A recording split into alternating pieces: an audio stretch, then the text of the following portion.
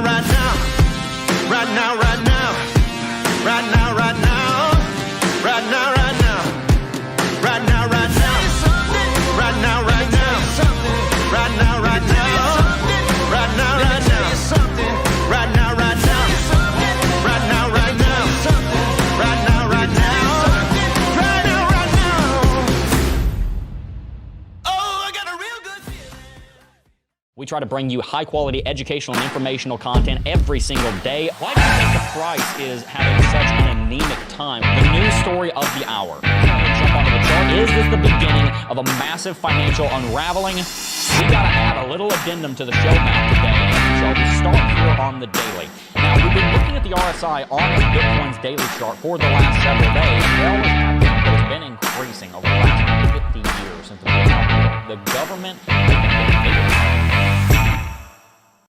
Hey guys, what's going on? Jab here, and welcome back to Coffee and Crypto Live. This is your week daily morning show where we bring you the latest in everything Bitcoin and cryptocurrency. And in today's episode, we're going to be talking about the Jackson Hole Economic Symposium that will be happening over the course of the rest of today, tomorrow, and Saturday, because at the Economic Symposium, there is going to be quite a lot of discussion about global finance, about the global economy and how policymakers are running that economy. But we're also going to be, perhaps most importantly, seeing a speech from Federal Reserve Chairman Jerome Powell to talk about what the future outlook for the United States economy looks like. The reason that this is so important is because every single year when Jerome Powell speaks at Jackson Hole, he normally has something to say that ends up being very monumental for the market. Last year, he warned of pain to come for U.S. households as the Federal Reserve Central Bank was going to be raising interest rates to combat inflation aggressively, and that in turn dropped the Dow Jones Industrial Average by over 1,000 points in just under 48 hours of that speech. Tomorrow he will be speaking, and I believe that it's more than likely going to be a miniature repeat of last year. I think we're going to see bearishness, but I don't think it's going to be quite as severe as we saw last year at the symposium. I'm really excited to see what's going to happen. I'm excited to see some volatility on Bitcoin. Bitcoin has rallied. Got a bunch of very interesting stories to talk about today. We're not just going to be talking about Jerome Powell.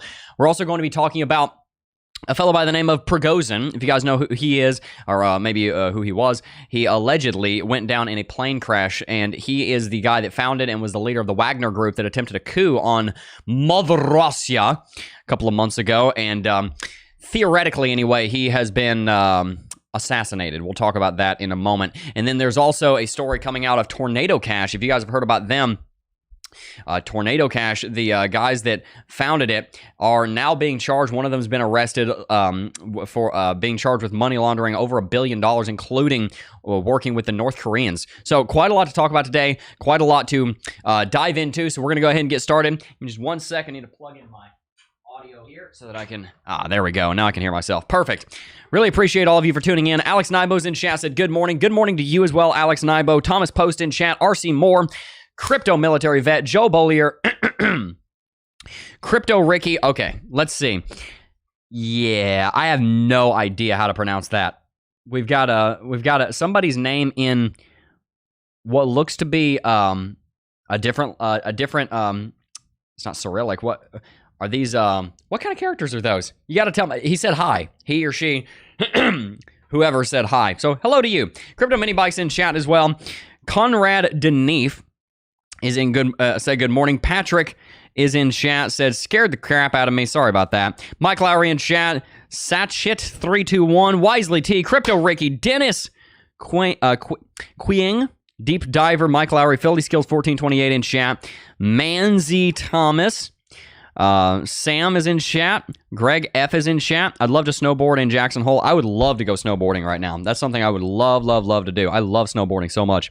Sean O'Brien's in chat. Robert Kehoe, Jason Barry. Hopefully I didn't miss anybody. Guys, got a very interesting stream today. The very first thing we're going to do is I'm going to go ahead and inform you guys that I am getting sick again. I have got to figure out what's going on with my immune system. You guys have got to help me try and figure out what's going on. My wife and we're just almost always sick, and we can't figure out what it is. I don't know why. It's Greek. That's what I was trying to say. It was Greek. I was trying to say it's the Greek alphabet. That's what I was trying to say. I'm not sure how to read the Greek alphabet, but I thought it was Greek. That's really cool. It's a cool name. I have no idea what it says, but it's unique. But yes, we just keep getting sick, and I can't figure out why. I don't know if it's because we're not getting very good sleep because we have a newborn, or if it's because we have our 2-year-old is in preschool. I mean, I'm not sure what's going on. We're going to try and figure it out, but I am here. Not going to miss a stream unless I'm, hospitalized. I'm going to do my very best to be here no matter what. I am here right now. I can be physically, so that's where I'm going to be. There's a lot of you guys out there that got to show up to work even if you're sick, and I'm going to do the exact same thing because I am here to provide content to you guys on a daily basis. And it was hard. This was a hard morning. I tell you what, really appreciate all of that. Crypto Mini Bike said, have you guys had your house checked for black mold? We haven't. And I suppose we should do that. We have very, like I said, our house is not even 5 years old, and we are neat freaks. Like, our house is very clean. We keep it very clean. So no, we haven't done that, but I guess I just need to swallow my pride and say, yeah, maybe we should check it out, because you never know. You never do know. I mean, we live in Florida. That kind of thing can happen even if you do a very good job. Test water, clean air filters frequently. Yeah, makes sense. Take vitamin D, 10,000 units with K2 before bed. Yeah, there's a micronutrient fact for you guys. If you take vitamin D, you got to take vitamin K because vitamin K helps the absorption. There you go. Boom, we're getting into that. Wishing you best, Jeb. Have you checked your mineral levels? Is there a way to do you mean in the water, or do you mean in our like a blood test? If it was really wet and raining when your house is being built, it could be in the actual wood. Oh, really? Man, that's interesting, huh? Water test water, clean air filters frequently. Deep Diver said still on the job. We're here. You have a kid, they reboot your own immunities. Get a HEPA filter. I'm going to look into all of these things. I'm going to look into all that. We're just going to slam everything. We're just going to test the house, test the water, do blood test. We're going to test everything. We're just going to eliminate every single possibility. Sometimes that's the only way that you can correct things. All right. Kid in preschool, enough said. That's right, Jeremy Beck. But the thing is, he's not even sick very often. He just brings it home and shares it with us. He's like one of those silent spreaders from the beginning of the pandemic. Anyway, let's get started. Very first thing to talk about. Bitcoin has had a slight rally over the course of the last couple of days. By the way, just real quick, we've got a lot of growth going on right now. If you are new here, shout out to you. Welcome to the stream. My name is Crypto Jeb, otherwise known as Jeb McAfee to everybody else in the world. I've been doing cryptocurrency for over 6 years now. This channel will be turning 6 years old here in just a couple of months on November 16th. And I love what I do. I love doing technical analysis on cryptocurrency markets. I love studying markets and learning more. I've always been a natural born curious person. I'm an autodidact. I went to college for a semester and I dropped out because I was like, man, this works for some people, but for me, I know that I can go and be an entrepreneur and make some money. So that's what I'm going to do. I told my dad when I was starting the channel, and when I was starting in trading and investing, I was like, Dad, I've got this plan. And I think that, and I was 17 when I had this conversation with him. I was like, Dad, I believe within 12 months, this conversation happened January 20th of 2018. I remember the day very clearly. I have the memory is imprinted on my mind. I remember the day very clearly. I told my dad I'm not going to college. I was in 12th grade. I was dual enrolled at Santa Fe Community College. So I was taking college classes. I was in high school. I was in my last semester of 12th grade education. I told him, Dad, I'm not going to college. And he looked at me and he said, he was like hell you're not? He's like, what? Huh?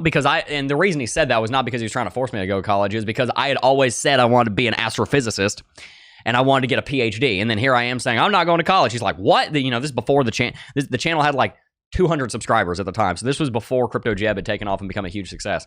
Not to pat myself on the back. I'm just saying this is before the growth had happened. I don't mean to be prideful, but I told him that and he's like, it just, boom, was just stunned. Like, what? And I said, listen, I started this YouTube channel because I'd kind of started it and I told him about that day and he had seen it, but I told him about that day. And I said, Dad, I believe within a year from me trading and investing in cryptocurrency and working in the markets, I can make $75,000. And if I don't make $75,000, I will go back to college. And so 1 year passed. I didn't make $75,000. I made $57,000. So I figured, you know what? I'll go back for one semester because I said I would. I got close. First year, $57,000 wasn't bad. I was pretty excited about that. Went on to make more than that in the following years. But I was pretty excited about that. My dad was a huge supporter of it, so shout out to him. Thank you very much to him and the 23 years that he's been a wonderful father, and for all the support that he's given me. He was the 1,000th subscriber on the YouTube channel. He watches every single video. He's probably watching this right now. That's just a little bit about my backstory. That was 5 years ago. That was nearly 6 years ago that conversation was had. It's been this incredible journey of coming from, a home with love, but not much materially, which is fine. I'd rather have love than material. But and growing this into this wonderful life that I have, and for my family, and being able to share this with you. So I just, even before we get started, I just want to thank you guys for that journey. Just don't talk about that every day, but I do really appreciate the support that you guys have shown me. All right, so let's go ahead and jump onto the chart. Bitcoin has rallied a little bit over the last 24 hours. We did rally from 25,800 all the way up to 26,800. And this is one of the things that I'm interested in talking about today. People are wondering whether or not this is a real rally. Has Bitcoin begun a new rally? At the moment, this is not enough for us to really say that a rally has formed, and it's also not enough to even say that we've broken into bullish market structure. We did have a level of resistance here at 26.6. We rallied to that level. We failed to break through that level. We got up there on a wick, but we weren't really able to do much. Right now, I told you guys when we first came down here last Friday, this is a no trading zone for a while. I would say that we're still in that no trading zone because there's nothing going on. Now, if you want to trade down here on the minute chart, then, by all means, go for it. If you're trading on the hour chart, 4 hour, 6 hour chart, there's just nothing to trade right now on Bitcoin. You can find some stuff to trade on the altcoins, maybe, but there's not much going on in those markets right now. The one thing that you could say bullish here is that Bitcoin did have a symmetrical triangle pattern form. That symmetrical triangle pattern, though, is breaking bearish. So the only real bullish pattern that we saw down here on the hourly chart has broken bearish. MACD's back bearish. RSI's back in the sub 50 region. And Bitcoin, of course, has all of those bearish fundamentals and technicals that we spoke about yesterday. If you guys didn't see the Climate of Crypto episode that went up yesterday at 4 p.m., we upload at 4 p.m. every Wednesday, then I would encourage you to go back and watch that video. That video shows up right here. Bitcoin could crash to $21,344. Major Bitcoin volatility is incoming. Go watch that video if you haven't already. I think you're going to be glad you did. That number comes from this level right here, 21,344. Not making up numbers. That number is the absolute bottom of the drop that took place on the 13th of February, 2023. I put specific numbers in the title because it definitely makes people wonder, I wonder what that is. And then even if somebody doesn't watch the video, at least they have a level that they know is significant, so I can share information with somebody even if they don't click on the video. It's a strategy that I like to use. But that level comes from February 13th, Valentine's Day Eve, if you will. The eve of my wife and I getting engaged. We got engaged on Valentine's Day last year, the year before last. So the eve of that, we saw. Sorry, it was last year. Been a very seems like it's been a long time. Really hasn't. Anyway, we were sitting at 21,344. If Bitcoin can't hold here at 24,723, which is the bottom that we set here on the 15th of June, it will likely drop down to 22,808 and then down to 21,344. If you can't hold one level, you more than likely move to the next. So if we break below this uptrending level of support, we're coming back down to 24,723. Especially if we break through that, we're definitely probably we're more than likely going to move several $1,000s to the downside. And part of the reason for that is because we did break pretty aggressively under the 200 daily simple moving average. Again, I'm repeating some of the things I said in this video that went out yesterday. Make sure to watch it if you have not already. But one of the key differences that I want to point out here is that the last time that Bitcoin fell below this level, we V-bottomed and bounced aggressively very quickly. We did not do that this time. And unfortunately, with Jackson Hole coming up tomorrow, and that more than likely being a bearish factor, it's probably going to drive the market down. All right. G Rourke's 504 said, "Boy." Yep, that was about his response. It's like, wait a minute, you've been wanting to be in astrophysics since 6th grade, and now you're telling me you're not going to what? So it was definitely a funny story. And he didn't ask me to give him that guarantee, by the way. I said that to put his mind at ease. I was like, Dad, this is how confident I am in it.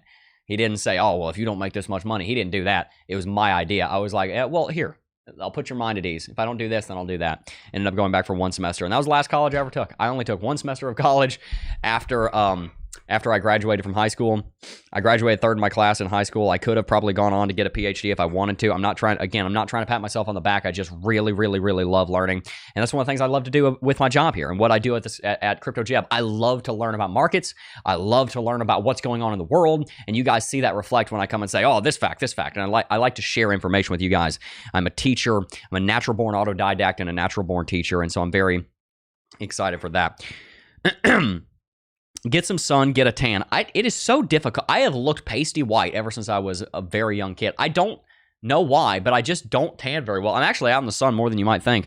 But yeah, just I don't tan very well, very much. So I guess I'm forever doomed to be pasty white. Anyway, let's talk a little bit about Jackson Hole. Now, I've spoken on this a little bit this week, but I'm going to talk about a part of it that I haven't discussed yet, and that would be last year's Jackson Hole Summit. Let's set the stage. It is the end of the last summer, and the Federal Reserve has begun a couple of policies. They've begun quantitative tightening, which means that they have started to roll off treasuries and mortgage-backed securities from their from their balance sheet. So this is the chart right here. I'll talk about this in a second. Essentially, the Federal Reserve is in charge of two different mandates. They have two sometimes competing, sometimes cooperating mandates to keep unemployment low while also keeping interest low. That's a difficult thing to do because the more people that are employed, generally speaking, the faster the economy is going to grow and the more inflation you're going to witness. So they try to manage these two dual mandates because they're two very important metrics to the economy, but they can actually pull themselves in two different directions. If you have very high inflation, it oftentimes can cripple unemployment. It can cripple employment in the jobs market because people will lose their job because things are getting more expensive, and so businesses have to increase the cost of doing business. They have to do layoffs. So if inflation gets too high, it can really impact really impact the jobs market. But if there's so many people in the workforce, if there's extremely low unemployment, that seems like a good thing. It is. But if the more people that you have in the jobs market, the more build out, the more development you have going on in the country. For any of you guys that have ever played like a Civilization game or a Stellaris, or even like a board game Catan, you build your economy larger, and of course it grows, right? The more eco in these games that you talk about, and there's some blockchain games like that. The more eco you have, the more the economy grows, the more inflation there is. All of a sudden, if you're playing Stellaris, one energy credit is worth a lot less in 100 years into the game than it is the beginning of the game. Does that make sense? If you're playing Civilization, 1 gold is very important at the beginning of the game. It's very unimportant later in the game. It's inflation. It shows up in video games. It's a fundamental law of nature.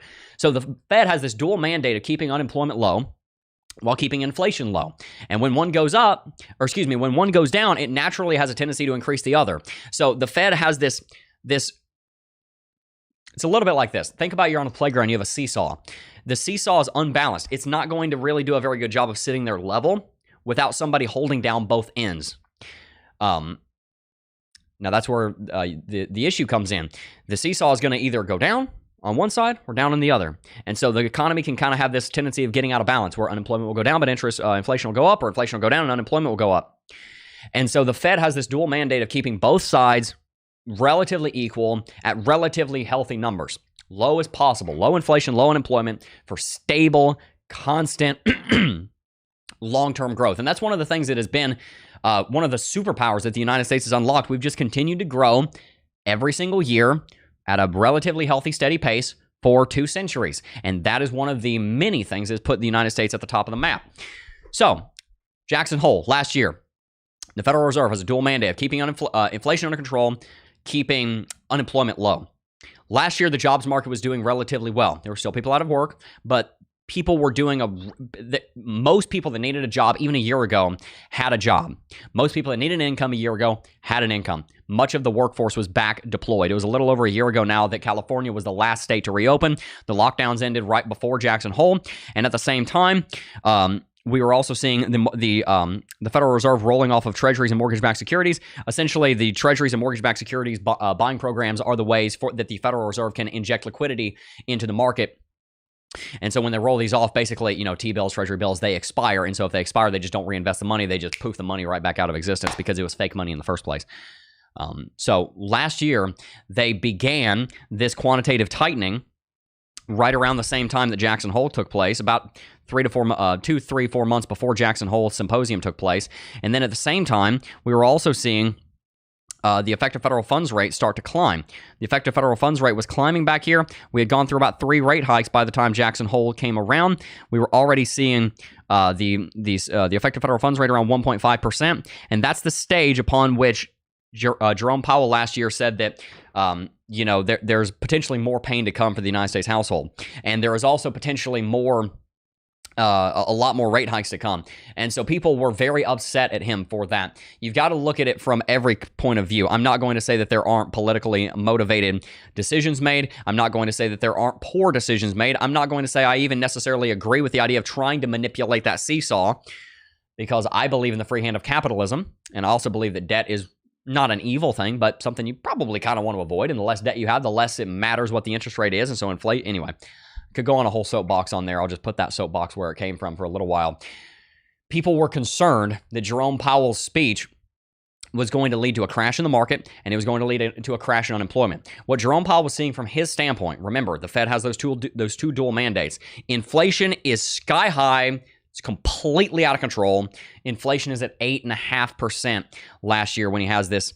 When he speaks at the Jackson Hole Economic Symposium. This year, it's not. It's down at 3.2%. Last year, same as this year, this is a constant, this hasn't really changed. Unemployment is looking very, very healthy. It's basically returned to pre-pandemic levels. Even a year ago, it was more or less at pre-pandemic levels. Now, there's underemployment, but if you need a job, there are jobs out there. There are more job openings right now in this country, especially in just the last 12 months. It was a little bit higher about 6 months ago, but there's 8 to 10 million job openings right now. Plenty of work out there. If you need a job, you can find a job. Might not be the job that you have a degree in. Might not be a job you have a ton of experience in. Might not be a job that's going to pay you as much as you could have made pre-pandemic, but you can get a job. And so he had this background landscape of saying, okay, unemployment's looking pretty good. That's part of our mandate. Make sure unemployment's low. It is. Inflation is out of freaking control. Pretty much everything that the Fed does is going to negatively impact one and positively impact the other. Hiking interest rates is going to lead to more unemployment. Theoretically, this is all theoretical, unproven theory. As far as I'm not one of these people that says, oh, theory is that a theory is an explanation, right? I'm saying it's an unproven explanation. I'm not saying just because of theory it's unproven, but it is unproven. There's this idea that whatever the Fed does is going to positively impact one side of that seesaw. It's going to negatively impact the other. So looking at it from that point of view, I think you and I could both come to the conclusion, okay, well, wait a minute. If our mandate is to keep unemployment low and to keep inflation low, and inflation is sky high and unemployment looks really strong, then we're going to be comfortable taking policies that hurt unemployment but bring inflation back under control, because the unemployment is a position of strength right now, and we need to get inflation under control. And so that's what they did. And so they began this period of hiking interest rates aggressively, with the effective federal funds rate now hiked all the way up to 5.25%. And then they also continued USC BBS. They also continued the rolling off of treasuries and mortgage-backed securities to the tune of over $1 trillion at this point. And those are both policies that help to bring inflation under control. Why? Largely because the Fed was the one that caused this inflation. Why? Because there was 30% unemployment. And so back during the pandemic, they took on policies that helped with unemployment but screwed over inflation. Right now, the Fed is in this position where, oh, we're trying to balance the seesaw, so let's just go drop a brick on one side of it. And then, oh, wow, look at that. The other side skyrocketed. It's an overcorrection. We're doing a little bit of oversteering. You've ever taught someone how to drive, or you've ever learned how to drive, or you've ever seen a video on YouTube. If you are trying to steer and you're doing this nonsense, and then you're oversteering, and then, oh, no, you're in the ditch. Like, that's kind of what the Fed has done. It's overcorrected. They overcorrected, jolted really hard. Unemployment went straight back to zero, got the economy back got people back to work. But in turn, they caused a huge amount of inflation.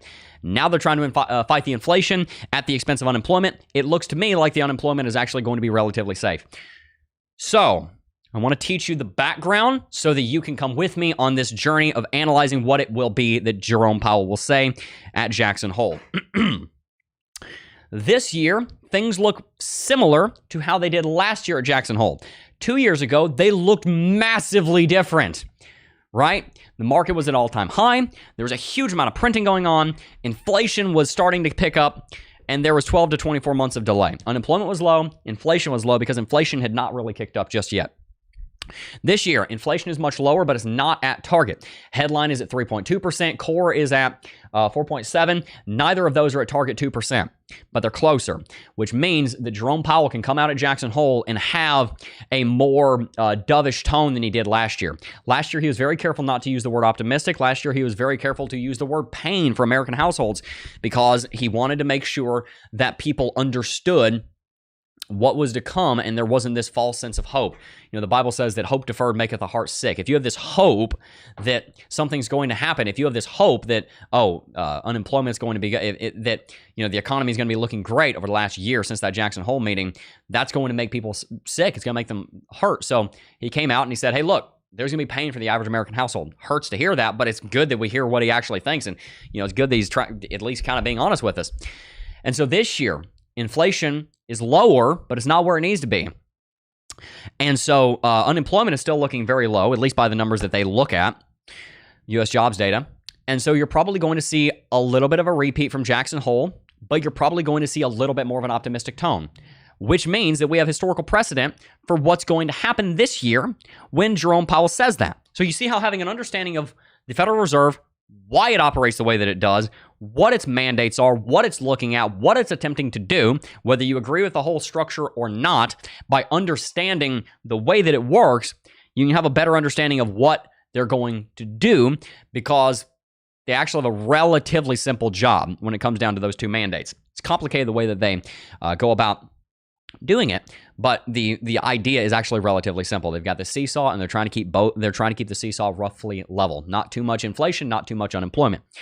You're going to see, in my opinion, a repeat of the talk from Jackson Hole last year, but it's going to be about twice as optimistic. It's going to be about half as pessimistic, twice as optimistic, which means I think you're probably going to see a similar impact on the market, but not quite as sharp. Last year on the DJI, we saw a pretty large drop on the DJI when we saw the Jackson Hole Economic Symposium take place. Relatively large drop. I want to say it was right around here. I need to go back and check the date, but I want to say it was right around here. Why did my chart switch to... That's interesting. My chart switched over to a line chart. It's been so long since I've used a line chart. I don't even remember how to switch back. Columns. There we go. No, not columns. What in the world? It won't let me use candles. Why? That's... Does it... Wow. Okay. DJI. Let's try that. There we go. That was the DJIA. That's why. I see. Candles. So you can see, I believe it was right around August 15th. I think it was right around here. Let me just check that real quick. Last year, Jackson Hole Economic Symposium. You guys are seeing a little bit of my process here. Looks like it was... Doesn't look like I'm going to be able to find it very quickly, but I do believe that it was last year, right around the same exact time, if I recall. Wait, here we go. Past symposiums. It was the 25th. It was the same day. I thought it was. Here we go. Found it right here. Jackson Hole Economic Policy Symposium, Reassessing Constraints on the Economy and Policy. This is what I'm talking about. Thursday, August 25th. It started on the Thursday, went through the same days. So it started on August 25th. So we can just look over on the chart, and you can see what happened on the 26th, especially when Jerome Powell spoke. Come back to August 26th. Just to show you the significance of this. This right here is the 22nd. And you can see the 26th is right here. All throughout the symposium, market was dropping aggressively. Similar thing, I believe, was happening on Bitcoin right around the 26th of last year, 26th of August last year. Bitcoin, if I recall correctly, was in a downtrend. Yes, it was right down here. 26th of August came, and here you go. Look at the drop. 26th of August came. Symposium started, Bitcoin dropped. See? So, again, I don't think you're going to see as much FUD coming out of the symposium this year as you did last year. But if it's anything like last year, it's still going to be bearish. And so that does lead me to a couple of conclusions here on the Bitcoin market that I think are significant. Number one, Bitcoin is still bearish. It's in one of the most bearish states it's been in quite a while. We did just have a bullish symmetrical triangle pattern break bearish. So that's not good news. That shows strength of the bears. At the same time... On the daily chart, we have bearish Lux Algo. If you guys don't know about Lux Algo, by the way, just a testimony for how powerful it is. Lux Algo called this movement. Like, if you use the rewind tool, boom, here you go. Shows up right there. Right. Let me make sure it just shows one candlestick further. There we go. There's the sell signal. And you all know what happened next. Bitcoin drops. Lux Algo helped me to predict that. I predicted that we would be dropping down here the day before it happened, and Lux Algo was the indicator that we used to do that. We even predicted where it was going to go. If you remember, I had a box down here. You can go back to last week on Thursday and Friday stream. We had a box right here that we said Bitcoin's probably going to drop into this box. I think it might have actually been like right here. But regardless, we had a box down here. I said, look, this is where Bitcoin's going. How do I know that? Well, I don't know that for sure, but this is the prediction I have based on Lux Algo, based on our technical analysis. Technical analysis works. It's a fact. It's not an opinion. This is a fact. Technical analysis works. It is significant. It gives you a statistical advantage, and that's what you need because you're trying to make consistent profit over time. Don't try and make 10, 15,000% in a day. Try and make 1 to 2 to 300% a year, and then do that for years, and you're going to have millions and millions and millions of dollars in your portfolio, especially if you have a job where you can put money into that and you're not just relying on compounding the trading. It's going to be very, very good stuff. So what happens when Jerome Powell comes out and gives a watered down version of last year's speech? Says, okay, we might have to, and essentially says, okay, we might have to hike interest rates a little bit more, but not as much. We might do quantitative tightening, but maybe not as much. We're going to come out and we're going to have to potentially reassess things, and it's going to be painful for you as households, but maybe not as much. What happens when he says something to that effect? That's what I think he'll say. I could be wrong, but we shall see tomorrow at the speech. I think he's going to have a bearish impact on Bitcoin. It might be weak enough that it doesn't actually matter, but the thing that I'm actually most interested in for this is actually not even the cryptocurrency market, it's the stock market, and then how the stock market ties into crypto. Right now, the S&P 500 has gone through a rally. It's sitting up at 444.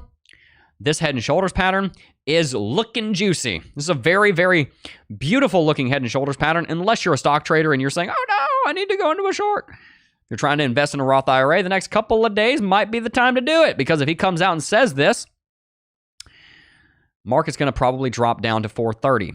That would conclude the head and shoulders pattern. Head and shoulders pattern on the SPY would likely end up dropping us to 407 points or down to this uptrending level of support.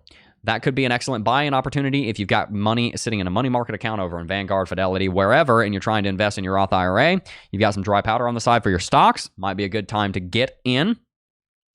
But even on Bitcoin, if the stock market does start dropping and breaking through support, that's more than likely going to lead Bitcoin to the downside. This all leads me to the conclusion, as far as I've followed a train of logic on this, that I think that we're going to see some sustained dropping on Bitcoin. If Bitcoin doesn't break through 25K as support here as a result of the speech tomorrow, I think that is a major sign in favor of the bulls, especially if we can stay above 25K for at least another week or so. If we start to come back down towards that level, that's where you start getting bearish. But while I do think there's bearishness on the horizon, I think there's a pretty good opportunity that even if we do drop, it's not going to be the end of everything. All right. Make sure that you hit that like button if you haven't already. We've got 94 likes. Let's see if we can get to 150. Thank you guys so very much for tuning in. Is he friend or enemy of USA? Pending if he associated with Russia. Who are we talking about? Pray everyone has a wonderful morning. God bless you all. Thank you, AJ Knight. Forever doomed. Let's see. 28K rejection in play? Yes, I think so. Mary Smith said, I've been watching you since 2020. Are you in a basement? It may be mold behind the walls. We need you and your family to stay well. Yeah, no, don't have any basements. We live in Florida. I work in an office building. We've got about 800 square foot office here, 800 square foot office here. Perfect for the size team that we have right now. And nope. Our office is kept very, very, very neat and tidy. I mean, as far as there's a few things here and there that I probably should move around, like there's a piece of chalk I should put up, but for the most part, it's very clean kept here. We have a pretty high standard for cleanliness and everything in our house. So it could be like you said, we live in Florida. It's possible that it's a mold thing. We'll look into it. But yeah, there you go. Now, a couple of interesting stories that I want to share with you. There's a guy named Prigozhin. Let me see if I can pronounce the guy's name. Yevgeny Prigozhin, I think is his first name, or was his first name. He's presumed dead. So let's back up. Let's talk about why this dude going down in a plane crash is so interesting. There's a couple of interesting reports coming out here. This plane, for example, was reported to be totally fine on radar up until 30 seconds before it went down. There were 10 people on the manifest. Prigozhin was one of them. And Prigozhin was a fellow that started out as a nobody and had some very, very boisterous and vocal opinions on matters of Russian significance. And he managed to get himself around Vladimir Putin. Vladimir Putin liked to hear what he had to say because he was a very charismatic guy. He's very good at sharing loud, boisterous political opinions and military and Russian opinions that Vladimir Putin and the spy network, more or less, that works around Putin, they enjoyed to hear. They liked to hear his ideology and his rhetoric. And so the man rose to getting much more power in the Russian the Russian government, and he wasn't exactly a politician, but he was a friend of politicians. You can almost think of kind of like a Rasputin. He wasn't exactly a member of the government, but he was closely aligned to the leadership of the Tsarist Russia for Rasputin. That's really as far as the analogy goes, though. Not much alike in any other way, other than he mysteriously died. So I suppose that's one other similarity. So over the course of years, he and Putin became friends, and he founded something called the Wagner Group, which got all kinds of military contracts from the Russian government. And the Wagner Group would go into other nations, specifically nations in areas in Chechnya, for example. It's not a nation; it's a region of Russia that has a lot of separatists in it. He would go into parts of the Middle East, parts of Africa, and basically do Russia's dirty business. Basically anything that people could say, oh, that's a war crime, or oh, that's evil, or oh, you have to declare a war to do that. Prigozhin and Wagner would be the mercenary organization that would do that. It was the largest PMC, private military company on the planet. And so when the Russian-Ukrainian war came around, they were used as essentially cannon fodder for the Russian military, especially in the Battle of Bakhmut. Depending on what source you read, there's between 30 and 100,000 dead Russian soldiers on that battlefield. It's a horrible thing. Wagner Group was one of the most heavily hit parts of the Russian military complex. Again, it's a paramilitary organization. It's not part of the military, but part of the Russian military power, even though it's not specifically a part of the military. Prigozhin was very upset about this because Prigozhin believed that Russia was screwing them out of ammunition and basically getting their guys killed intentionally because there started to become a rift between Prigozhin himself and between Vladimir Putin.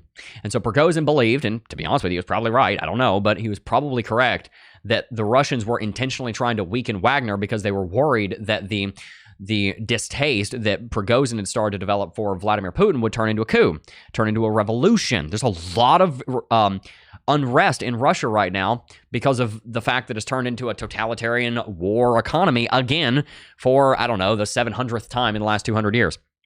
So Prigozhin did march on Moscow about a month and a half ago, 2 months ago, and he failed miserably. Like it was miserable. And so Wagner was expelled from Russia, and of course Prigozhin had a target on his head a mile wide from just about everybody in the world. He had fought against the Ukrainians, so the Ukrainians hated him. He had vocally claimed that he had interfered in some way with the United States elections, so the United States hated him. The Russians hated him because he tried to overthrow the government. The people hated him because he failed, and so basically everybody hated him, and he became a pariah. So he set up shop on the border of Poland, on the border of Poland and Belarus under Lukashenko. If you don't know who Lukashenko is, he's basically the last dictator in Europe other than Putin. Putin's obviously a dictator.